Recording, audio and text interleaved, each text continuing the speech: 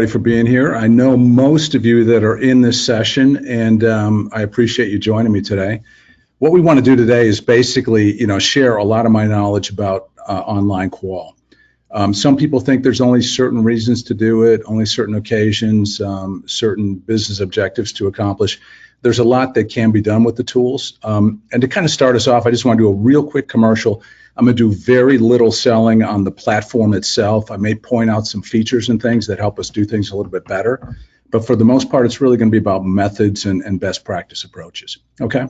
So as you guys know, most of you do know me. I'm a proud native Detroiter. I was a Pepsi guy back in the days. Back in the early days where I got my training, was actually a research buyer and user of research. My technology chops really got built between 98 and 02 and then picked up steam from 05 on, which really played obviously into, where we are today with our platform. I've been an insight consultant. I still consider myself an insights consultant. I did focus groups from 02 to 2012, and then technology itself took over my world. And I've basically been online and consulting with people like yourselves on doing online qual since. I did my first online qual study with some gerrymandered software, CRM software that we kind of tooled around to collect data for us. It was very rudimentary, but that did lead to our first product called Living Diary, which we launched in 2007, and then we rebranded, rebuilt on newer technology, new code in 2012, and launched it as AHA, and that's who we are today, and growing like hotcakes since. This picture down to the right side here is where I am right now. I'm right inside these glass windows here. Our furnace was out this morning and has recently been restored, so I'm not as cold as I was earlier. But this is an old Henry Ford plant, built in 1936 by a famous architect here in Detroit. And this water wheel over here was just replaced and actually does run and is a beautiful piece of the architecture of this building. So that's where we are and who we are. So we're an asynchronous strategic online qual platform. People often say, hey, what does that mean? And what that truly means is that respondents are given a schedule by which they will do activities on a set pattern. Usually it's every day, but in some studies we'll talk about today, sometimes it's just situational. When certain things happen or occur, they'll jump in either mobile or through computer, desktop, or laptop, and they will perform activities there. So it just depends on what the nature of the study is and the way it's built. And again, as I mentioned, we started as a proprietary Qual tool in 2007. Our tools, we're really known for our projective techniques. We're definitely Qual. We have some quant tools. So a lot of these things, again, may be one-on-one or social or community-oriented in nature. Okay. And again, what we are today is a full-service entity that does a lot of different things for you. We license the platform to people like you. A lot of you are customers of ours, so you know exactly how we do work. But you can be DIY in some cases or full service, really your call, or somewhere in between. So we do study design, so we'll always consult with people as they're putting studies together. I do want to impart that with you, and many of you know that already. I'm always available to talk about, what you might be trying to do to help you sell in projects either to internal or external customers. We do the programming, we'll recruit for you. We project manage to make sure things run as well as they possibly can. We can translate, so if we do international research for you, we can handle all the translation work and take that completely out of your hair with both great resources on the outside and some technology to make that process a little simpler. And then again, if you ever run into a point where you need analysis, some of our customers actually have us do, study design. They'll have us do the moderating, and in many cases also have us do the reporting. So really, it's your call. I'd say the analysis piece is probably about 10% of our business. But again, if you ever have overflow or you can't handle it yourself or you need some help, we're here to do it. Thank you. All right. So online qual is not just Q&A. It's all about creating human, interesting, engaging, strategic activities. We want these things to be fun, and you can learn a lot at the same time. And it's not all about games and having a good time doing it. But the net result is a lot of respondents do come in and totally enjoy what they're engaged in. Okay. As I mentioned, a lot of this is one-on-one. So it's really between the moderator and the respondent. But again, there are social tools that are used strategically when collaboration, communication, conversation makes sense. Okay. And then the other nice thing that's happened, about 10 years ago, Steve Jobs introduced the iPhone, and that really changed the whole world of online qual, not only making it better in many ways, but also giving us accessibility and tools in everybody's, backpacks, in their pockets, in their purses, whatever, so that they have video, picture capabilities, and the ability to jump onto the platform and actually do things in the moment. So why we're here today, what I want to do is expand your awareness of online qual capabilities or opportunities. You guys run into stuff all the time. There's always different ways to do different things. The possibilities are truly endless. What we want to do is also teach you how to, or share with you how you can leverage technology to execute better research. So there's some ways that, things are done great face-to-face, but in other ways, technology can certainly take you into a deeper place with the respondents. I do want to share our best practices for optimizing these different methodologies and show you the different tactics you can use to get a little bit closer, deeper, more connected, and in a more human way with your respondents. And then ultimately give you more tools and things that you can actually sell. Different ways to solve problems, but also for those of you that are consultants, give you a little bit more of a portfolio to go out and sell things to your customers. So we're going to cover 10 different approaches, okay? And I'm going to just talk to these today. There's some good visuals to them as well. I'll take you through as much of it as I possibly can, and I do encourage you to ask questions as we go. I will glance over the question box so that as we're on a particular topic, so it's situational and time sensitive from the standpoint of if we're talking about digital ethnography, if your question's about that, best to just fire it to me and I'll try to clear it before I move to the next technique. Okay, so what we will cover today, we're going to go over digital ethnography, which is really like the deep dive.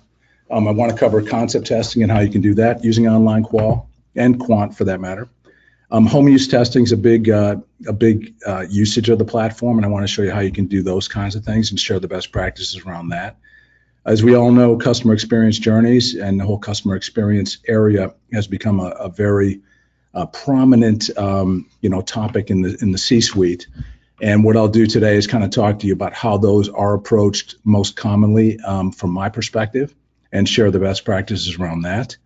I want to show you the journaling and usage diary approaches, show you our mobile tools, or not necessarily our mobile tools, but the reasons to use mobile and mobile missions. We'll talk about global research, focus group homework, innovation initiatives, and then also get into a little bit about custom methodologies where some of you do things that you've done analog in the past, and we have many customers that have gone digital with their analog techniques, and I want to talk to you about how you can do that.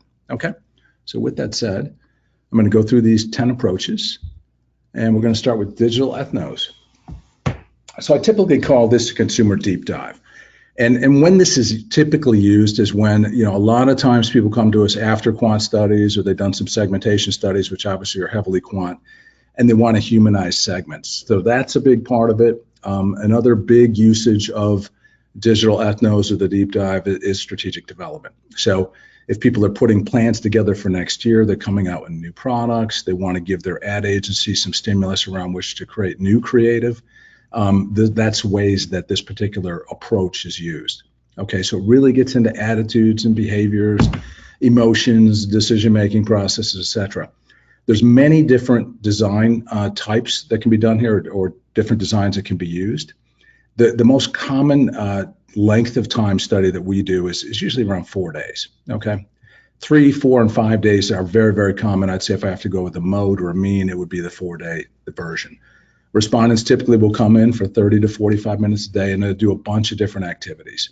So, that first day typically revolves around something like getting to know you, okay? So just a kind of general approach, which can be completely customized to whatever you're trying to do. But one of the most important things in getting a study started in kind of these, deep dive or digital ethnos is really, who are these people? What are they all about? You want to get some context about, what makes them tick. Who are they as people? What's their family life? What are their fears and hopes in life? So you can really get at these things that kind of, can be softballs in nature, nice, easy questions. People do love to talk about themselves. So you kind of start it off a little bit in that way. Be patient. You don't have to dive into the category stuff as much right away. But it is really, really important to kind of, again, get to know who they are a little bit. From a moderating technique standpoint, it's super important once they do open up a little bit that on that first day that you do kind of, probe or ping them with a little question or an encouraging thought. It might be something like, hey, great response, beautiful family. Happy to have you on board. Looking forward to the next 3 days. So you want to use a little bit of a warm up there. And then the second half of that first day, oftentimes you are diving a little bit more into the category. And some of the things that really come into play there might be, the tour of the fridge, the tour of the pantry, maybe it's the laundry room. Whatever the product category is, it's always nice to get a little bit of a tour via video. Something that they can actually do in, maybe 1 to 3 minutes in length.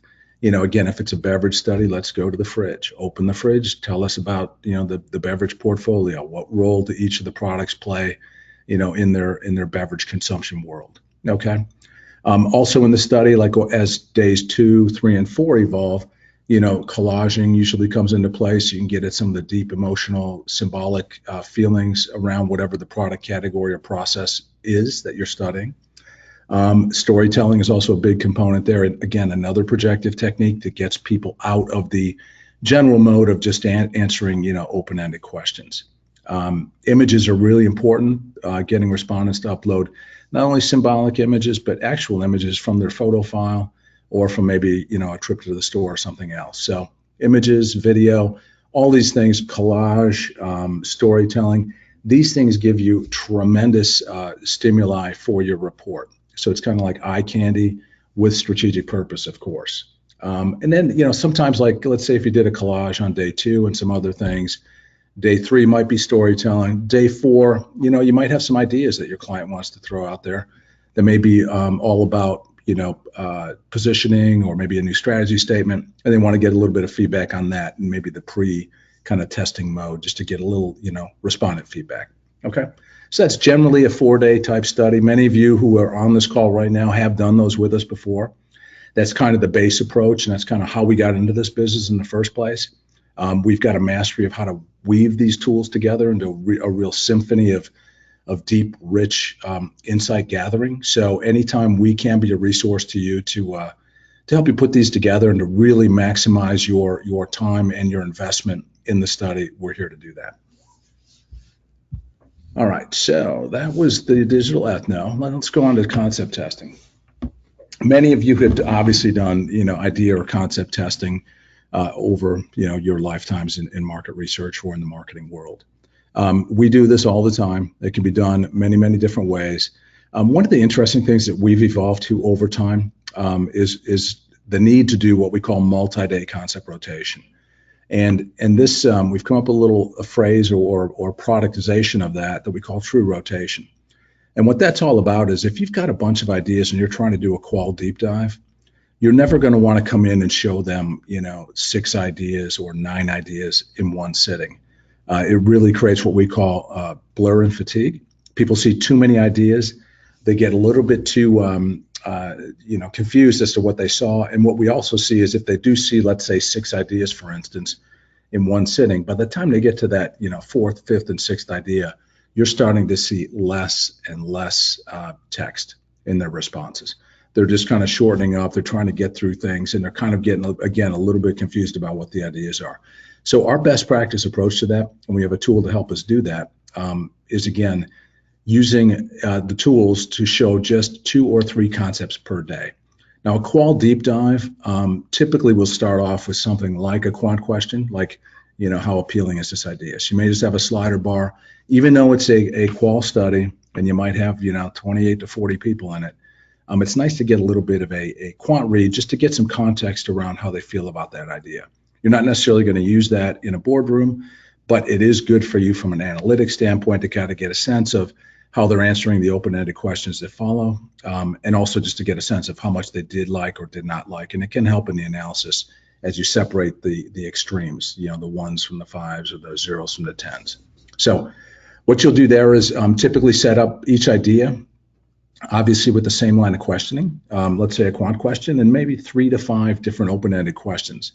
Those open-ended questions, we really like a narrative style, which I can share with you guys anytime anybody wants to talk about concept testing with me.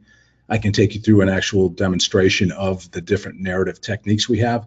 But the narrative technique typically gets people out of just direct Q&A. Again, it's not like, what do you like about this idea? What don't you like? It might come to the point of asking a question more around the fact of like, hey, how would you explain this idea to a friend? So again, it gets them out of just the straight, you and me, I'm asking you a question, you're answering.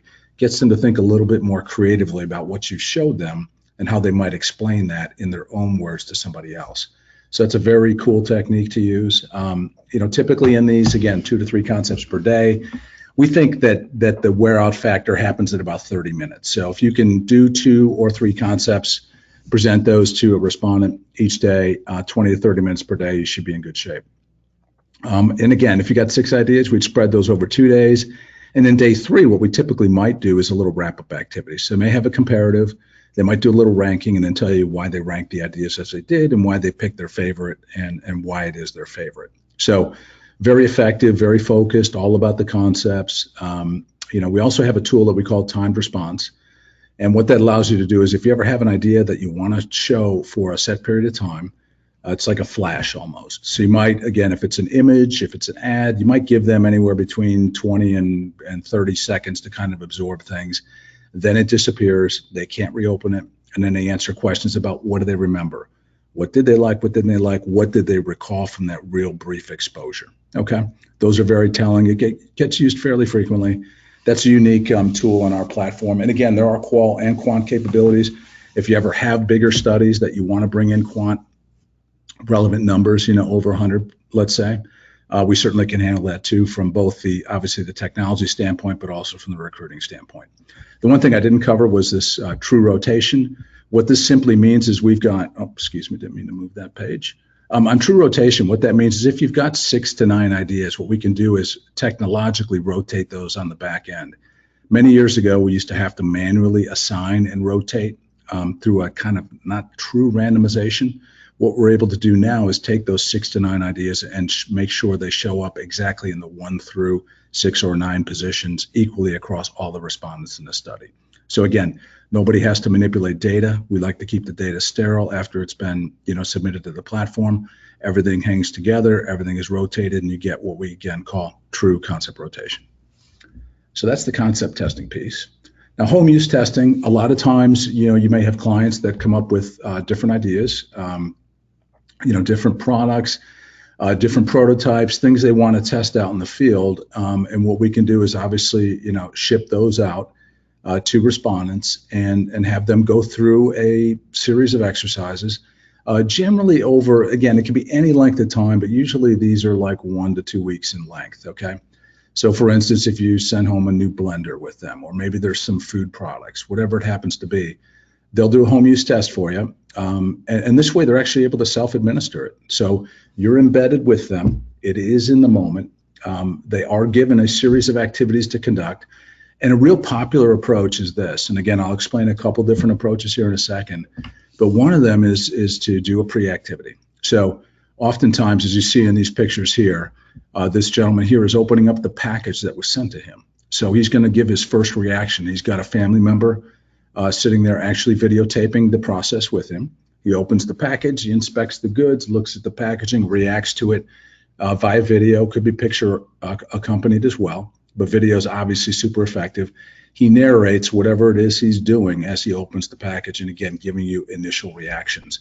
You can do that around first usage, et cetera.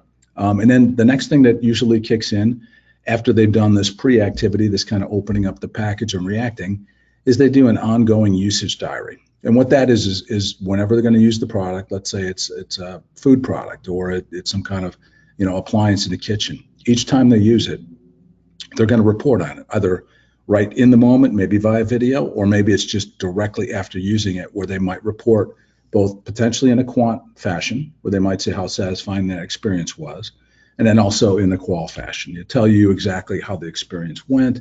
Did it meet or exceed or fall short of expectations, et cetera? And then finally, at the end of the study, we typically recommend doing a post activity. And it's kind of a wrap up.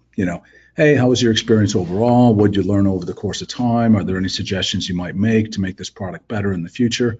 Again, the line of questioning is totally up to you, but that post activity is incredibly important as well. This next point I want to make here, it's multiple product capable. So we've had clients ship out 20 different products labeled, all randomized, so that people are reporting at random, on random products. Nobody's all in the same sequence. And they will actually like look at a product. Let's say if it's a hair care product and it's got a code on it, they'll register what that code is in their little diary, and then they will take you through, how the product worked for them, the goods, the bads, and the suggestions about making it better. So you certainly could do multiple products as well. Just takes a little bit more attention to detail there and a little bit more respondent instruction. But this is a very, very common approach and very easy to execute from our end. So these are video and image rich, so you've got great stimulus for your reporting. And again, I mentioned quant possibilities. If you've got a lot of people in it, obviously it can be quantitative, but even if you've got not that many people, but you've got a lot of products and a lot of product usage, those ratings can be used in a quantitative fashion as well. Okay, so that's the home use test, or iHunt, in-home use test, the old terminology, going modern with technology. So customer experience, you guys are probably all familiar with that at this point in time. It's really been all the rage in the past year. A lot of this is about getting closer to customers, and much of this is done in a quantitative fashion, but many people, and many of you people on this call today, I know have talked to me or are doing things around customer experience and doing customer experience in the qualitative fashion. So the nice thing about that too is it's quant compatible as well if you do want to go that route, but it's nice to get the qualitative aspects of the customer experience. So these tend to be longitudinal studies. They're different to manage, and I'll kind of talk to that in a second here. So they're longitudinal in nature. They can be a month to a year. They can be shorter, but really if you're looking at an experience or a journey, it's not going to be a 2-day journey. You can certainly have people reflect back on things in shorter periods of time, but if you're going to go on the journey with them, you're probably going to want to go for some period of time, and I'd say at least 3 months makes sense. And oftentimes people go up to a year, which gets a little bit more difficult to manage, and I'll mention why that is in a second. So the ways to do this, a lot of times people will come to us with communities or panel that they have. So customer may have a customer list they want to recruit from, or they're managing a community on perhaps some other kind of community-oriented platform. They want to take them into a qualitative dive with us. So they can bring us panel, or we can custom recruit it for you. So it can go either way. Obviously, these studies can be very expensive. For those of you who've had me quote these before, you know that these are not cheap. They involve a large investment, but again, a lot of these are driven by CEOs, CMOs. So they're C-level directed things, so they typically have more budget, but it does take a lot of care and feeding to manage a study, again, in that 3 to 12 month time frame. So when I mention management, respondent management's key here. It's totally important that if you're going to do a longitudinal study, you either manage this yourself, meaning you got to send out notes on a regular basis. You have to stay connected to respondents. You have to do some probing. The first one I ran of these was probably in 2007. And I remember it was a COPD study that went for 6 months. And the thing I learned real quickly was I needed to tell people what was happening every week. So what I did was every Sunday night, I drafted a note to lay out exactly what they were doing this week. They may have a diary to pay attention to. Don't forget about that. Here's what's coming up this week. I usually do what I call a little bit of, housekeeping and cheerleading, kind of praising people for doing a great job. And again, also creating a little bit of guilt if anyone's falling behind, just to say, please do your best to catch up. And even if there were 5 people behind, I'd always say it was like 1, so everybody felt a little bit more guilty. So anyway, so the management of respondents is key. There needs to be many touch points. As I said, you need to probe a little bit to, again, make sure they know that you're paying attention, that you're involved, you're reading responses, that somebody's behind the curtain. If you can't take on this functionality, we can manage the panel for you, obviously for a cost. So again, that's all about building this relationship. Super important as you get past that 3-month zone. People forget about things. They don't want to do it anymore. But again, if you've created an emotional, personal relationship with people, it's going to work. They're going to hang in there. You're going to have some fall off. There's no doubt about it. I tend to think if you run a year-long study, you're generally going to lose maybe 50% by the end of the year. If you beat that, you did a great job. And incentives are super important when it comes to that. The legal limit per annual year is $600 before they have to get a 1099. So you want to try to stay below that if you can. If you're straddling a couple of years, you can work around that a little bit more. But again, if you think about it, $600 over a year, if you've got 100 people in the study, you've got some huge liabilities on the incentive front. So again, those are the kinds of things that build big cost into these things. Okay. Diaries are obviously critical in this particular nature too, because you're going to have moments in time that you're going to need to report. So those are going to be the things that take them on the journey. Okay. So let's go over to mobile missions. Now, mobile missions can mean a lot of things. They can be built into your, ethnographic, deep dives.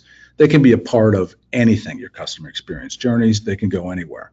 But a lot of times these are used for shopper experience. And again, it could be in the context of a different study, or it could be all about just a one-time, let's go to the store, or in this case down here on the lower left, you see some French fries.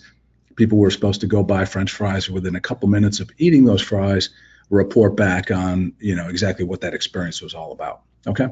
So these are all about store trips, excursions, could be, points in time, snacking moments, you name it.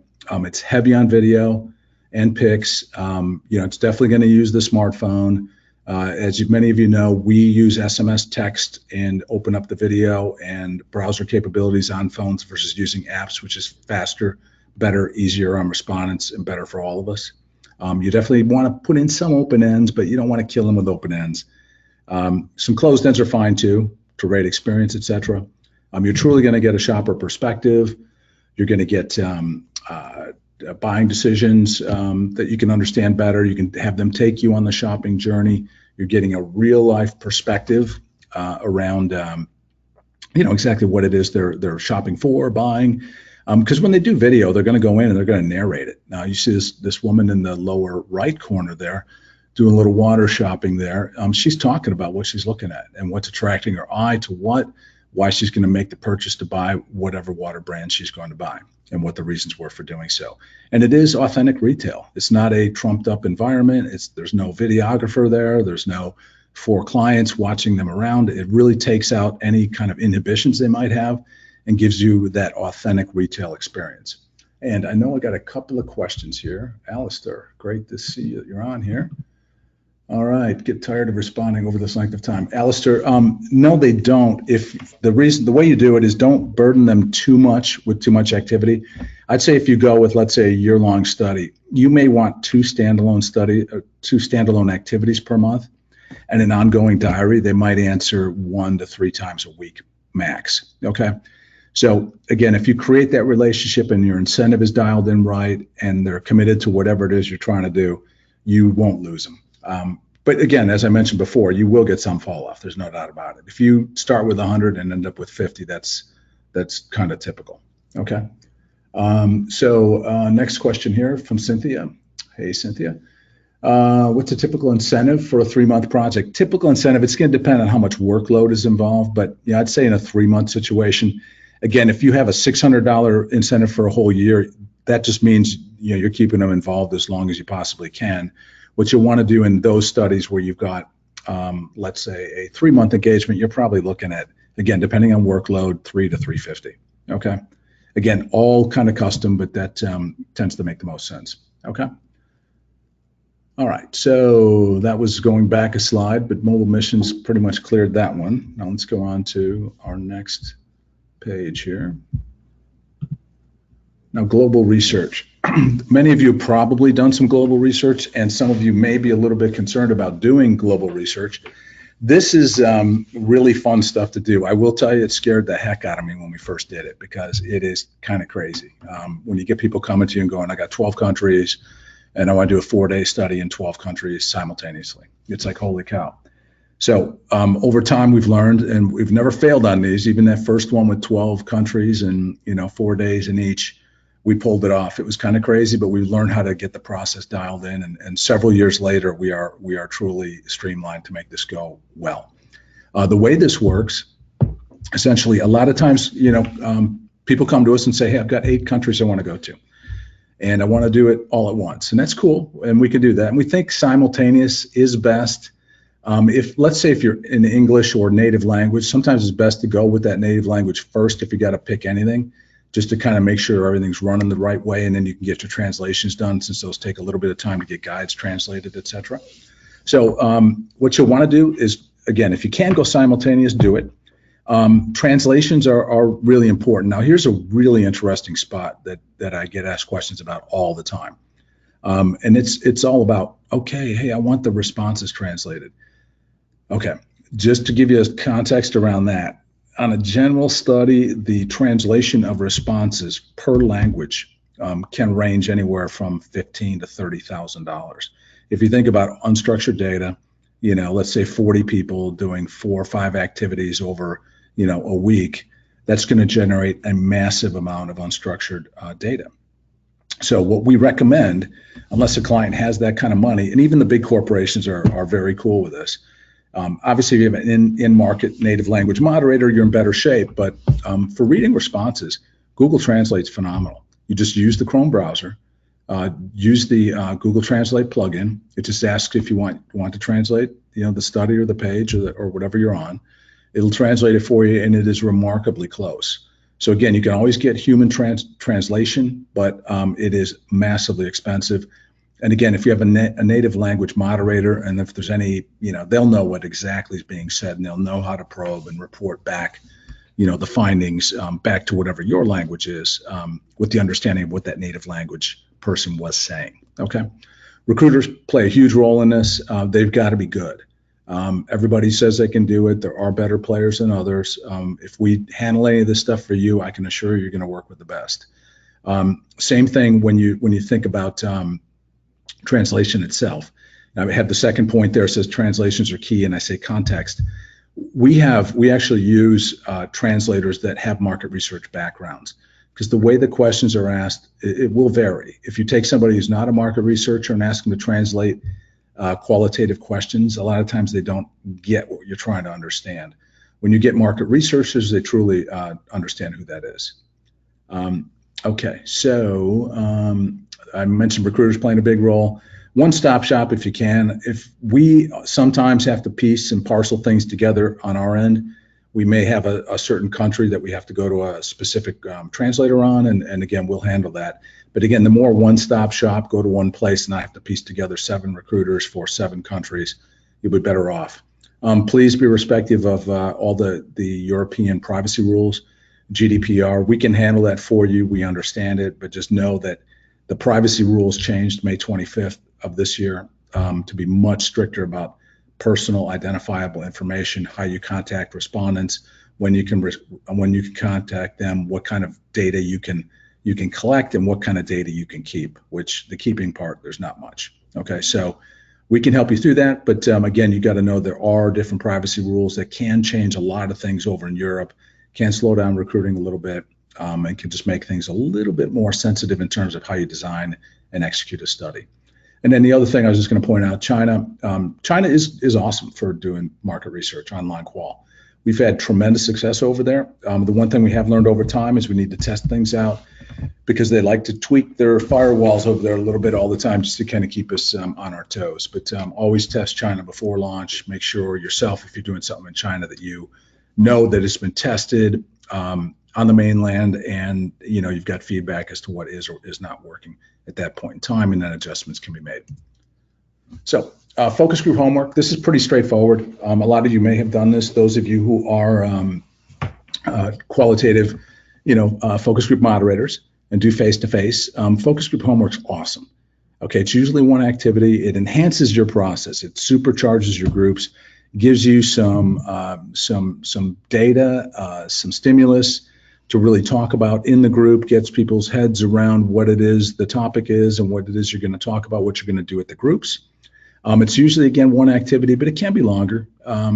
Usually it's about 30 minutes on average. You can do different activities. The popular ones on our end, if you look up at the top there, the top pictures is basically our collage tool, kind of used in a dynamic way there. So collage is very popular. Storytelling in the lower right, that's also a very popular pre-focus group activity. And then the one that's kind of buried there on the lower left is our pin board, which is a great way to get people to kind of know who each other are before they even get into the groups. And you can segment the discussion areas and the topics around the individual groups. So oftentimes people will show up for a focus group and they'll know everybody else in the room. Okay, so collage, storytelling, diaries or journaling can also make sense. The incentive, tends to be for doing a collage or storytelling. You might want to tack on $25 or so to the incentive that you had to to make them happy and get them to do a great job. Okay. And again, if it's a diary journal, you might, want to beef that up a little bit, maybe to $50, depending on how many diary entries you're looking for. Okay. So that's the pre-focus group homework. Innovation, obviously a hot area, right now in the market research space, particularly in Qual. This is, everybody has their own approach, and we can customize a lot of things to whatever people do in their kind of analog process. So, if it's new product development stuff or innovation work, custom approaches usually rule the day. We've got freehand drawing tools, collaborative tools, ideation tools. We've got all kinds of things where people can work together, and they can work isolated as well. You can have different ways of approaching things. It can be all respondents reacting and working together towards ideas, or working independently. These can be just client things. So we've often had clients come to us with maybe agency and corporate people doing this exercises together, independent and together and collaborating. And then sometimes it's even respondents and clients working together. So they get to know, like, somebody's at the corporation and somebody's, a general respondent. So that's always an interesting approach as well. The platforms and qualitative can be used great for ideation. Again, it can be social and collaborative in nature. And a lot of times there's iteration or what I call staggered approaches. So sometimes there's some ideas that are shared. There's some collaboration and feedback around those. Then let's say the agency might go back, the client might go back and do a little bit of work around that. And then, come back out and then, share the rework stuff maybe a week or two later. I wouldn't go too much farther out, because after a couple of weeks, people kind of get distracted, move on, forget about it, lose interest, etc. So if you do an iterative or a staggered approach, I would keep the gaps between phases as close together as possible. And you need to incent a little bit higher than you normally would. Okay, I see another question coming up here. Let's see, how many of our own images can we upload? Do you recommend on images viewed per screen? When it comes to like how many images uploaded, the respondent can upload as many as they want, but on the other hand, if you're going to show images, let's say for a collage, I would say 50 is probably as many as I would go. I've seen people go 100, it's not a problem, but I tend to think like in the 30 to 50 range covers a large symbolic and emotional range that you probably don't want to go too much bigger than that. A little bit of confusion sets in and it overwhelms respondents. So I'd say 25 to 50 images is probably the best number. Okay, hopefully that answered that. So anyway, and the other thing too on the innovation piece is a lot of times workshops are done too. So you may have workshops done. Sometimes it's combined with, again, workshop is face-to-face. So they may do a face-to-face workshop. This may be part of the workshop itself, or it may be pre-work to a workshop. So you may create ideas together, et cetera, and then bring everybody together in a room, brainstorm, and come up with a final, new product idea sort of scenario. So I've seen it done. And sometimes it makes sense in those cases to do those in local markets. So let's say you went to Denver, and you might recruit everybody from Denver because you're going to do the workshop in Denver. Now, if you've got the budget to fly people in from around the country and, have to schedule everyone and get everyone aligned from a travel standpoint, that can be a lot more work. But if you go local market stuff and keep everything centralized, it can be smooth and easy. On to the next slide here. Now, our next one here, journaling and diary. Now, this is similar to some of the things I talked about before, but I wanted to call it out specifically. Oftentimes, people do seek this inspired feedback through journals and diary entries, most of it mobile, points in time when things happen. As you can see, I've got some more water examples up there where people are actually in the moment of drinking water and reporting back. I got a guy down on the left in a workout, another guy's at the Taj Mahal. He's actually doing some yoga in front of the Taj Mahal and recording that moment in time. So these are what I call inspired moments. There's usually many touch points, definitely mobile focused, all about the emotions and the observations and the interactions with whatever, product or place or feeling or thing that's happening. And again, these are usually video and image heavy and, again, usually product use related. But again, as you look at the guy working out there, that was all about exercise gear. So he was using his products. They are on his feet at that point in time. So that's journaling and diary. Again, that can be embedded in longer term studies for sure. Now, custom methods, this is the last one I wanted to cover. This is, digitizing your tools. We've had many, many clients come to us who've had old school, and I'll call them old school because they've been around for a long time, old school methods, of doing things that suddenly there's not as much interest in anymore. So what's happened is people have gone to digital methods, and in these digital methods, they've rebuilt their business.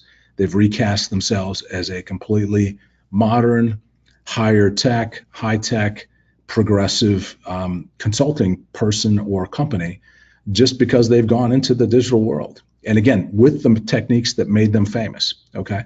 So there's many people who've done different kinds of techniques. I mean, on the upper left side, you got some archetype stuff. We've had clients come to us who have their own custom archetypes, and they have a process for doing kind of deep dive psychology stuff. We've been able to turn that into a digital technique.